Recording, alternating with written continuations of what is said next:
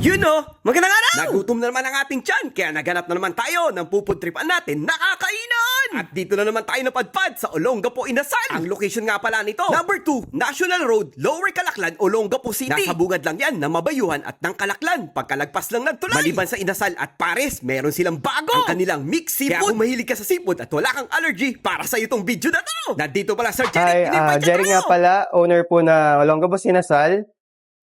Gusto ko lang ipaalam na bukod sa sinaserve natin ng mga inasal, sisling, pares at saka mga silog, meron na rin tayong bago sa ating menu na seafood mix or mixed seafood, 519 or 519, good for 2 to 3 person na with free 1 pitcher na iced tea. We're inviting you na bumisita dito sa store namin, dito sa may kanto ng Mabayuhan at Calaclan, harap ng Avitus. Thank you, Sir Jerry! Tama nga siya, nasa good for 2 to 3 person nga yan. Kaya nga siguradong mabubusog na naman ng ating tiyan! Kaya ang pumudrip lang tayo dyan, na-miss ko na kasi yan! Nasa dalawang option nga pala yung pagpipilian mo ng mix na seafood. Yung mix 1, nasa 519 pesos. Yung mix 2 naman, nasa 669 pesos. Good for 2 to 3 person na yan, kaya sulit na sulit yan! Kung yung lasa at sarap naman yung pag-uusapan, nako, panalong-panalo to! Nakarami nga ako ng kanin dyan! At syempre, di ko na rin pinalagpas ang kanilang mais con yelo at ang banana con yelo. Kaya sa mga naghahanap ng mix seafood dyan na pasok sa budget, nako, bisitahin mo na Olongapo Inasal. Kaya kung nagutom na gawin ka naman sa video na to, please like, follow, share na rin. Bye-bye!